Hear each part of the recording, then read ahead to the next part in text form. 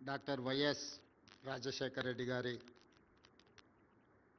16వ వర్ధంతి సందర్భంగా వారి జ్ఞాపకార్థం doctor YS Rajasekhara Reddy memorial award 2025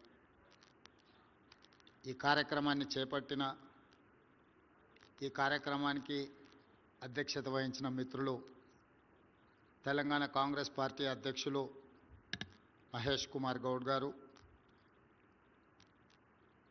ఈ కార్యక్రమానికి నాతో పాటు ముఖ్య అతిథులుగా విచ్చేసిన హర్యానా మాజీ ముఖ్యమంత్రి వర్యులు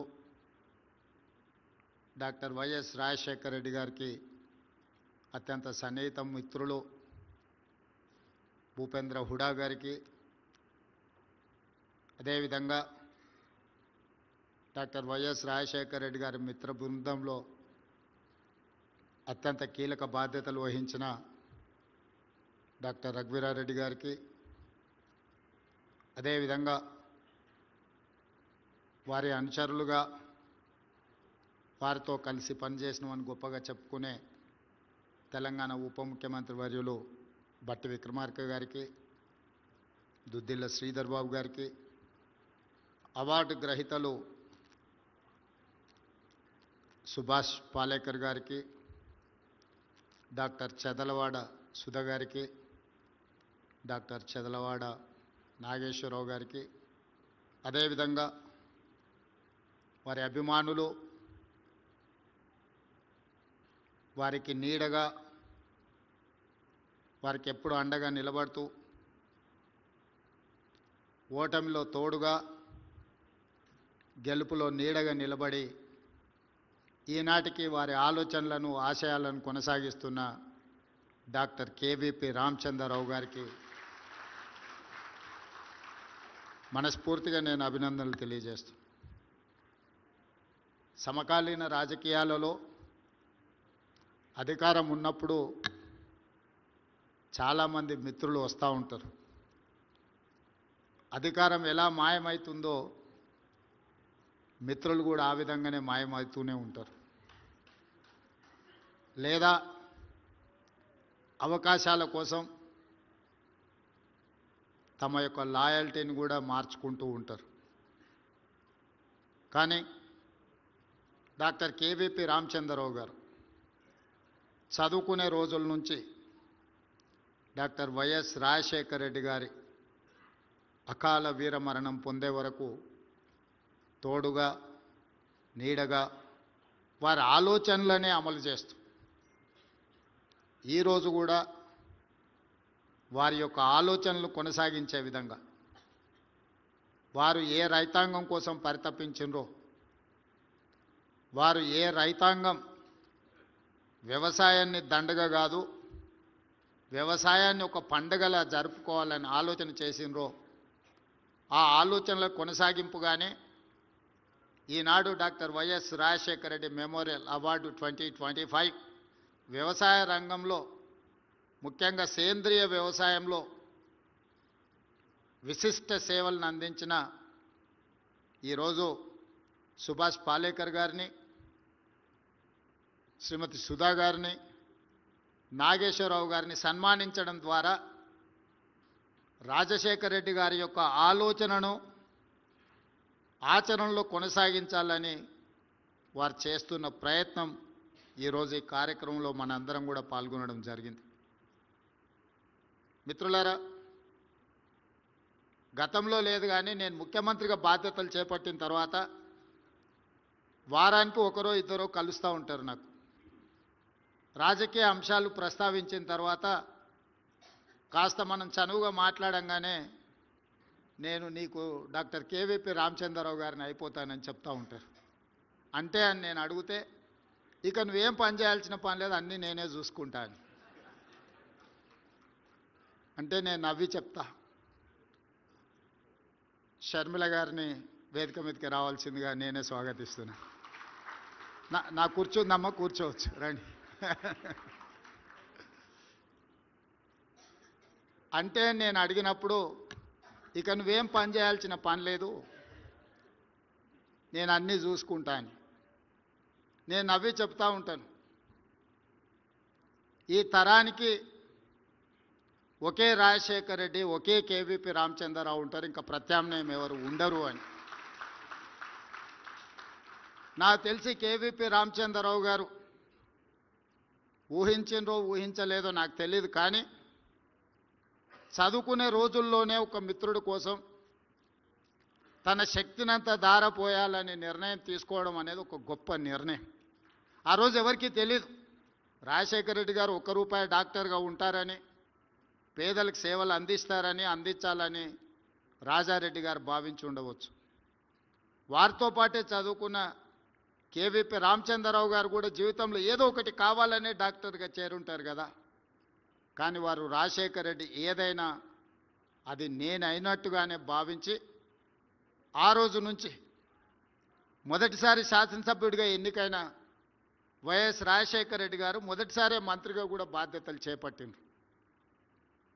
మొదటిసారి వరించిన అదృష్టం 78లో వారు మొదటిసారి ఎమ్మెల్యేగా మారి మంత్రిగా మారిన తర్వాత 2004 వరకు వారు ఎమ్మెల్యేగా, ఎంపీగా ఏది గెలిచినా రాష్ట్రంలో, కేంద్రంలో కాంగ్రెస్ పార్టీ అధికారంలో ఉన్న వైఎస్ గారికి ఎప్పుడు మంత్రి పదవి వరించలేదు.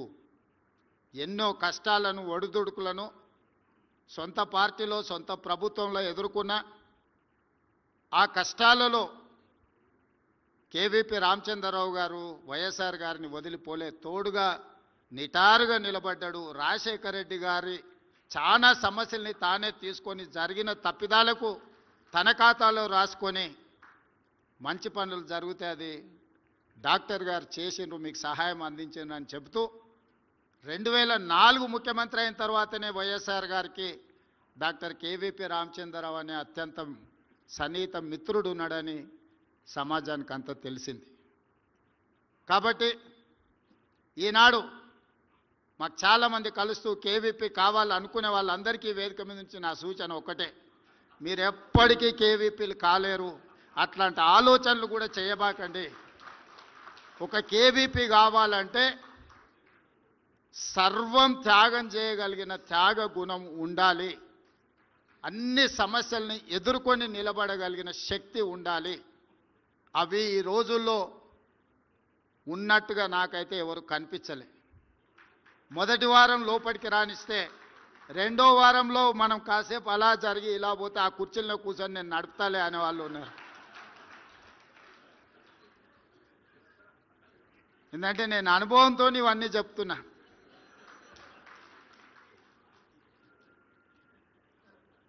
అందుకే ఈరోజు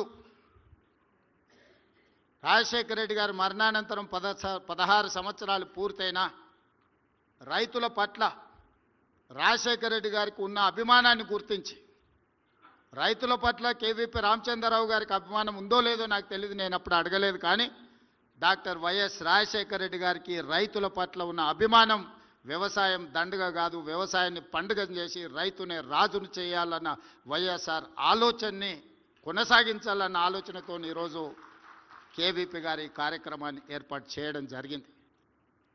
ఈరోజు కాంగ్రెస్ పార్టీ కాదు, ఈ దేశంలో రాష్ట్ర ప్రభుత్వాలు ఏర్పడాలి అని అంటే ఖచ్చితంగా ఉచిత విద్యుత్ హామీ ఇవ్వాలన్నంత బలమైన ముద్ర రాజశేఖర రెడ్డి గారు ఈరోజు చెరగని ముద్ర రైతుల మెదళ్లలో, రాజకీయాల మీద వారు ప్రభావితం చేసింది.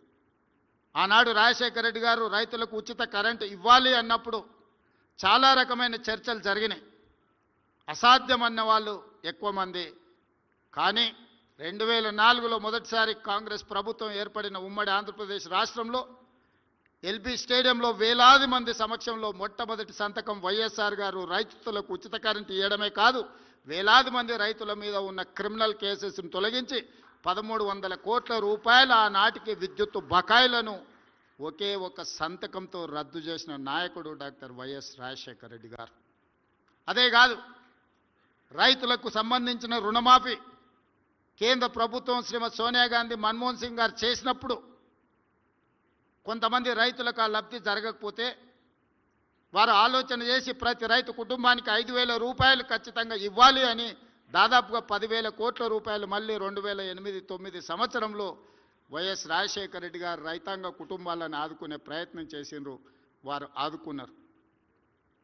అదేవిధంగా రైతుల సమస్యలు ఎప్పుడొచ్చినా రైతులకే కాదు, ఎన్టీ రామారావు గారు ప్రారంభించిన ₹2 కిలో బియ్యం పథకాన్ని మళ్ళీ డాక్టర్ వైఎస్ రాజశేఖర రెడ్డి గారు ₹1 కిలో బియ్యం ఇవ్వాలని నాకు తెలిసినంత వరకు జడ్చర్లలో డాక్టర్ మల్లురవి గారు, బట్టి విక్రమార్క గారి సమక్షంలో రాజశేఖర రెడ్డి గారు మళ్ళీ ₹1 కిలో బియ్యం పథకాన్ని రెండోసారి ₹1 తగ్గించి పేదలకు పట్టడి అన్నం పెట్టాలని ఆలోచన చేసిండు.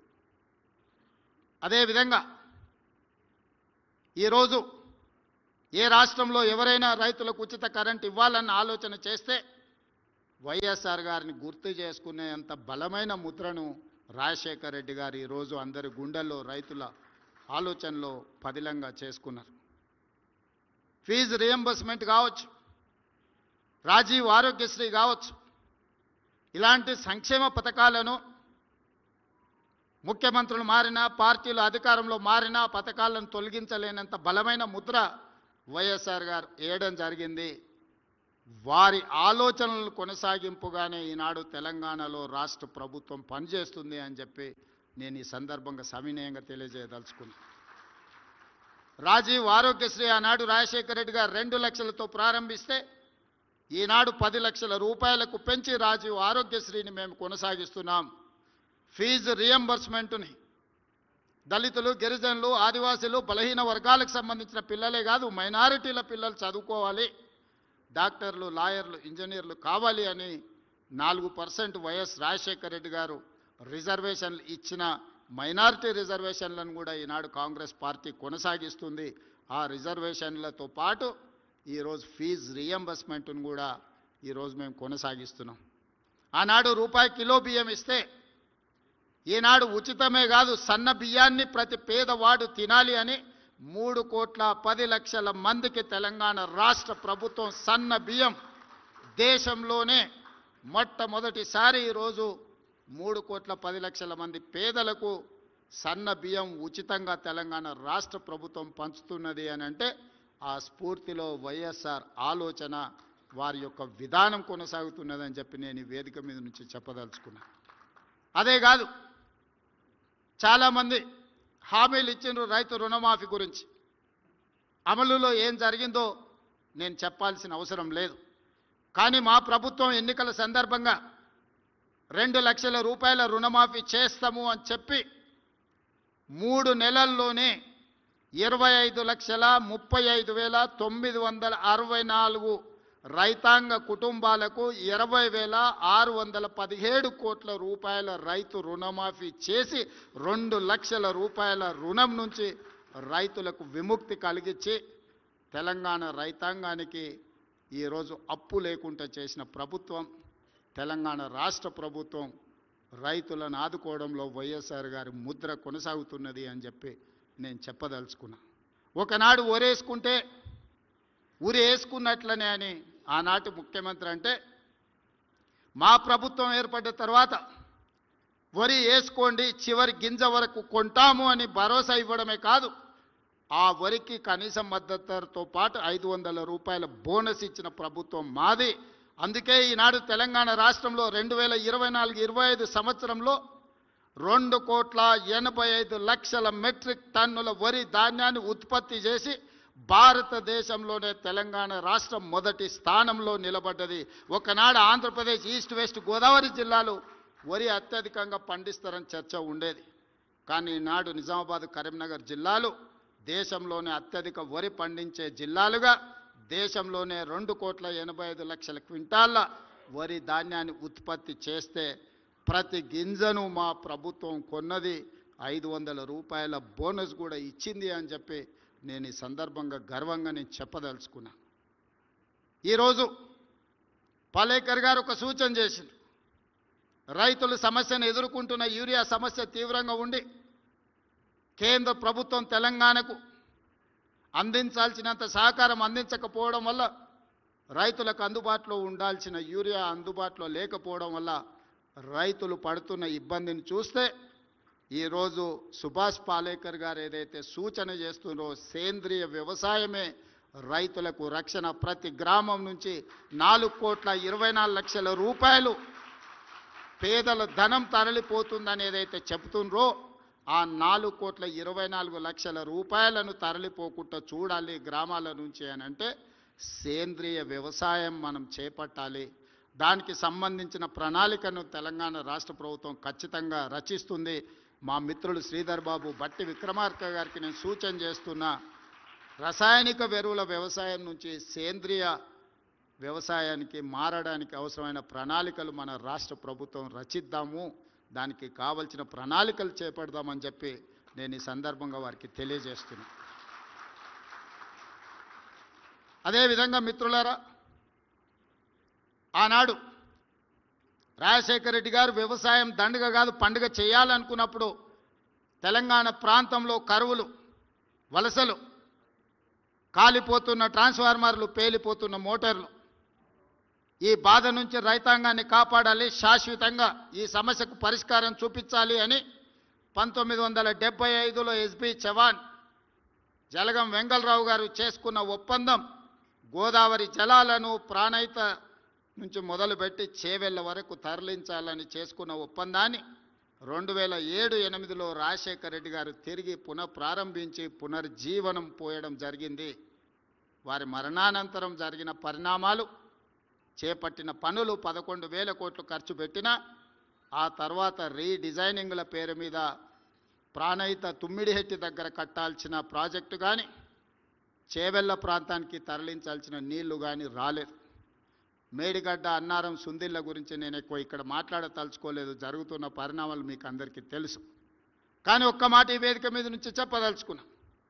ఆనాడు ఈ రైతాంగాన్ని ఆదుకోవడానికి వైఎస్ఆర్ గారు ఏదైతే తుమ్మిడిహెట్టి దగ్గర ప్రాజెక్టు కట్టి చివరి ఆయకట్టు తాండూరు వరకు, రంగారెడ్డి జిల్లా వరకు తరలించాలని చేసిన ఒక గొప్ప ప్రణాళిక గతంలో నిర్లక్ష్యానికి లోనైంది.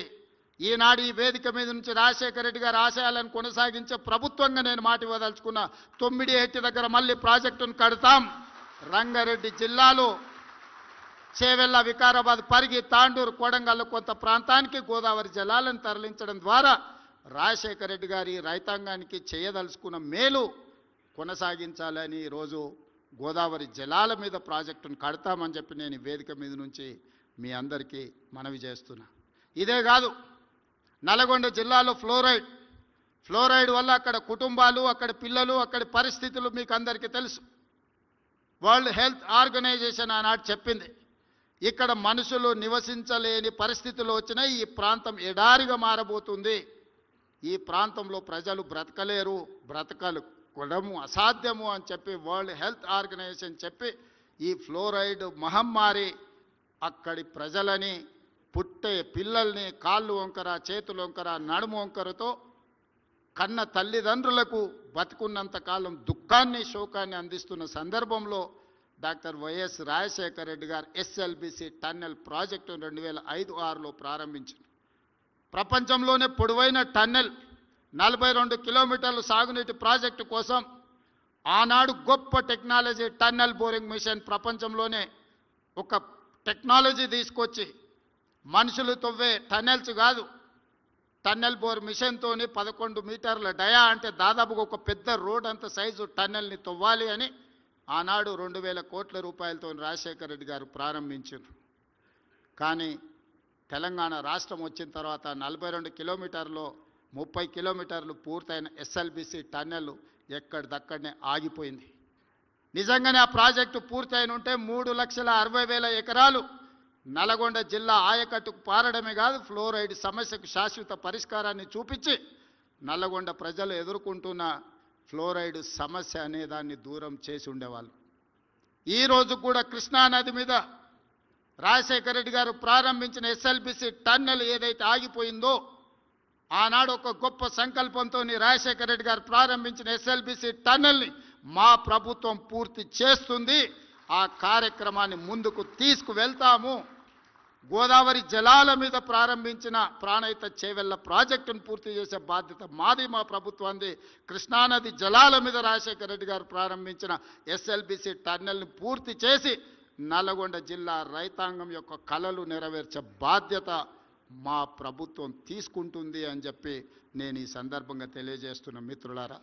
ఇదే కాదు, రెండవసారి ముఖ్యమంత్రిగా బాధ్యతలు చేపట్టిన తర్వాత రాజశేఖర రెడ్డి గారు నాకు తెలిసి గాంధీ భవన్కి వచ్చిండ్రు. అక్కడి సమావేశంలో వారు ఒక మాట ఇచ్చారు, ఇక నా జీవితంలో ఎలాంటి ఆశయాలు లేవు, నా జీవిత ఆశయం రాహుల్ గాంధీ గారిని దేశ ప్రధానమంత్రిని చెయ్యడము అని చెప్పారు. ఉండవల్లి అరుణ్ కుమార్ గారు కరెక్షన్ చేయాలి ఒకవేళ నేను చెప్పిన దాంట్లో ఏమైనా అటు ఇటుగా ఉంటే, ఎందుకంటే వారు మాట్లాడేదైనా మాట్లాడిన దాన్ని నిక్షిప్తం చేయడంలో ఉండవల్లి గారు రాజశేఖర రెడ్డి గారికి ఎప్పుడు అండగా ఉండేది. అందుకే నాకు తెలిసి అదే రాజశేఖర రెడ్డి గారి చివరి కోరిక. ఆ చివరి కోరిక నేను వైఎస్ షర్మిల గారు, డాక్టర్ కేవీ రామచంద్రరావు గారు, రఘువీరారెడ్డి గారు, అదేవిధంగా ఇక్కడ ఉన్న పెద్దలందరం రాజశేఖర రెడ్డి గారి చివరి కోరిక అయిన రాహుల్ గాంధీ గారిని దేశానికి ప్రధానమంత్రిని చేసే వరకు విశ్రమించబోము.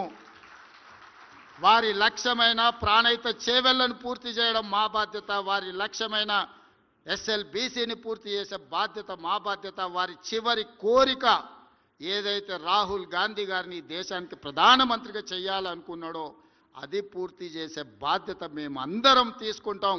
మీ అందరి సహకారం ఉండాలి. మీరందరూ అండగా నిలబడితే ఇది అసాధ్యమైన కోరిక కాదు. అసాధ్యమైన ఉచిత కరెంటును రాజశేఖర రెడ్డి గారు చేసి చూపించారు. రాజీవ్ ఆరోగ్యశ్రీని అమలు చేసి చూపించారు. ఫీజు రియంబర్స్మెంట్ అమలు చేసి చూపించారు. మైనారిటీలకు 4% రిజర్వేషన్ అమలు చేసి చూపించండు. వారు మరణానంతరం కూడా 16 సంవత్సరాలైన వైఎస్ఆర్ అంటే నిన్ననో మొన్ననో మేము కలిసినట్టు జ్ఞాపకాలు. మొట్టమొదటి ఎమ్మెల్యేగా 2009లో అసెంబ్లీలో ప్రతిపక్షం నుంచి బడ్జెట్ మీద నేనే ఇనిషియేట్ చేసిన మొదటి ఎమ్మెల్యేగా చర్చను. ఇప్పటికి కూడా యూట్యూబ్లో ఎక్కడైనా ఉంటుంది, వెతకండి. 2007లో శాసనమండలిలో వారితో సంవాదానికి దిగేది. పర్టికులర్గా 2009 బడ్జెట్ సెషన్స్లో ఎట్టయినా రాజశేఖర రెడ్డి గారి దృష్టి ఆకర్షించాలి, రాజశేఖర రెడ్డి గారితో వాదనలో నిలబడాలి అని రాత్రి మొత్తం బడ్జెట్ మీద చదువుకొని ఉదయం ఒక్క క్షణం కూడా నిద్రపోకుండా ఇంట్లో నుంచి సరాసరి శాసనసభకి వెళ్ళి రాజశేఖర రెడ్డి గారి ముందు నిలబడి 53-54 నిమిషాలు బడ్జెట్ మీద మాట్లాడితే మొదటిసారి ఎమ్మెల్యే కదా అని రాజశేఖర రెడ్డి గారు తీసి పడేయలేదు. రాజశేఖర రెడ్డి గారు ముఖ్యమంత్రిగా లేచి నిలబడి నేను మాట్లాడిన ప్రతి మాటకు, నేను చేసిన ప్రతి విమర్శకు ముఖ్యమంత్రిగా వారు సమాధానం చెప్పి ప్రోత్సహించిండు. తర్వాత కలిసినప్పుడు కొత్తగా రాజకీయాలకు వచ్చే వాళ్లకు అవకాశం ఇవ్వాలి, మేము సమాధానం చెప్పడం ద్వారా వాళ్ళని ప్రోత్సహించిన వాళ్ళం అవుతామని నేను కలిసినప్పుడు వైఎస్ఆర్ గారు చెప్పిండ్రు. అందుకే ఈనాటికి శాసనసభలో ఎమ్మెల్యేలు మాట్లాడితే నేను లేచి సమాధానం చెప్పడానికి ట్రై చేస్తాను. నాకు ఎప్పుడు గుర్తొస్తుంది, మొదటిసారిగా 2009లో శాసనసభలో బడ్జెట్ మీద నేను లేవనెత్తిన అంశాలు రాజశేఖర రెడ్డి గారు వివరించిన తీరు రాజకీయాల పట్ల ఒక నమ్మకం, విశ్వాసం కలిగించింది. అలాంటి రాజకీయాలు రావాలి. ఎవరికైనా అధికారం వస్తే అహంకారం వస్తుంది, అహంకారంతో పాటు ఆలోచనలు మారుతాయి. రాజశేఖర రెడ్డి గారు ముఖ్యమంత్రిగా మారిన తర్వాత అహంకారం కాదు, ఆలోచనతో ప్రజలు ఏం ఆశిస్తున్నారో, ప్రతిపక్షాలు ఏమి సూచన చేస్తున్నాయో వాటిని పరిగణలోకి తీసుకొని పరిపాలన చేయాలని, అంతకంటే ముందు వారు ఉన్న విధానాన్ని మార్చుకున్నా అని వారే చెప్పి నాకు కోపం అనే నరం తెగిపోయింది, నేను ప్రజలకు సేవ చేస్తానని రాజశేఖర రెడ్డి గారు ఏదైతే చెప్పినరో, ఈనాటి రాజకీయాలకు రావాలనుకున్న వాళ్ళందరికీ ఇదొక సూచన. ఈ సూచనలతో ముందుకు వెళ్దాం. తప్పకుండా రాజశేఖర రెడ్డి గారు ఏవైతే అసంపూర్తిగా వదిలేసిన జ్ఞాపకాలు ఉన్నాయో వాటన్నిటిని పూర్తి చేయడం ద్వారా రాజశేఖర రెడ్డి గారి యొక్క పేరును శాశ్వతంగా ఈ తెలుగు ప్రజలు గుర్తుపెట్టుకునే విధంగా కొనసాగిద్దామని తెలియజేస్తూ మీ అందరి దగ్గర సెలవు తీసుకుంటున్న మిత్రులారా.